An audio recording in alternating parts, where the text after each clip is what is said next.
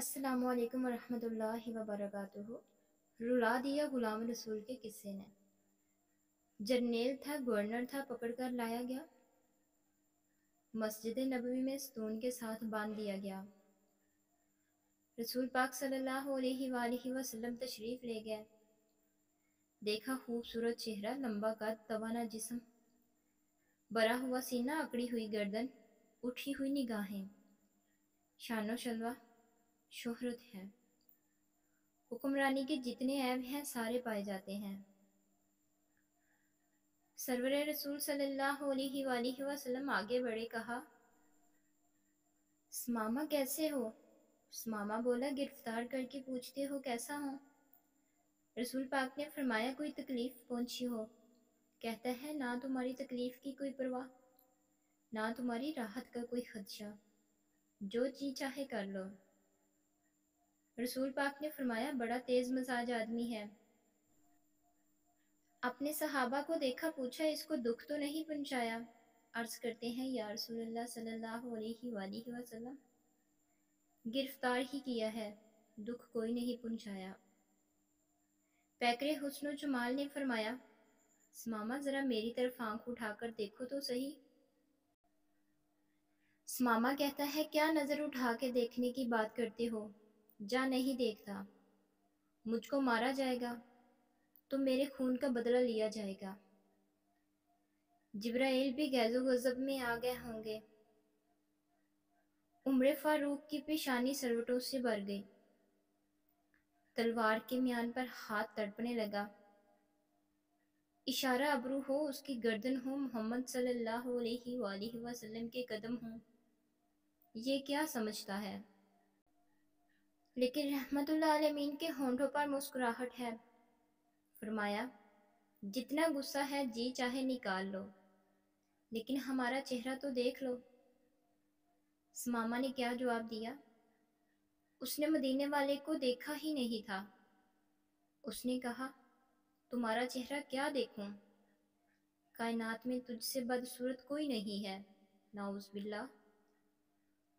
اس کو کہا جس کے بارے میں کسی نے کہا تھا لوگوں یہ ہے وہ پیغمبر رحمت اللہ علیہ جس کے نقش قدم پر تم نے چلنا ہے۔ جب بے آسرا تھا تب بھی گالیاں کھائیں، شکن نہیں ڈالی۔ آج تاجدار ہے، اپنے گھر میں گالی سنتا ہے لیکن پیشانی پر شکن نہیں ڈالتا۔ فرمایا کوئی بات نہیں، میری بستی کی طرف تو نگاہ ڈالو۔ اس نے کہا میں نے روم، یونان، ایران، مصر کی بستیاں دیکھی، مگر تمہاری بستی کائنات کی سب سے بدصورت بستی ہے، نعوذ باللہ۔ اس بستی کو کیا دیکھوں؟ رحمت اللہ علیہ صلی اللہ علیہ وآلہ وسلم نے کہا کوئی بات نہیں۔ دوسرے دن آئے پھر وہی جواب۔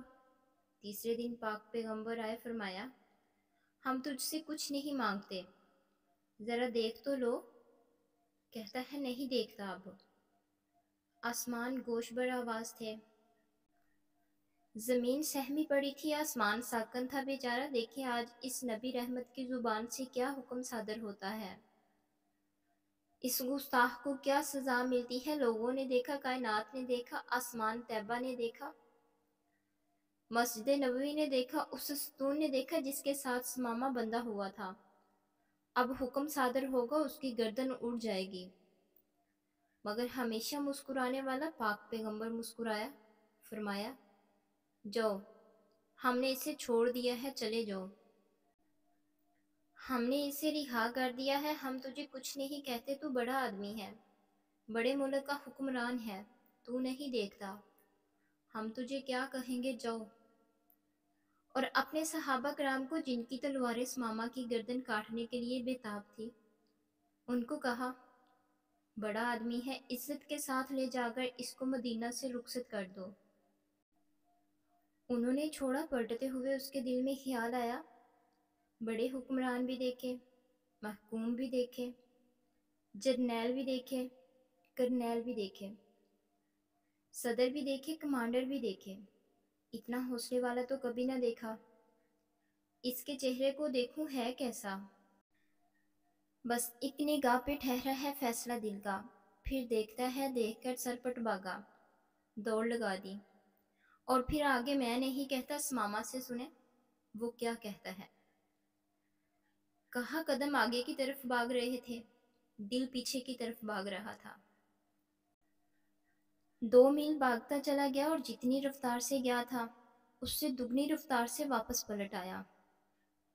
وہ ماں تمام ننگی زمین پہ اپنے صحابہ کے ساتھ بیٹھا ہوا تھا، اپنے یاروں کے ساتھ ننگی زمین پر بیٹھا ہوا تھا۔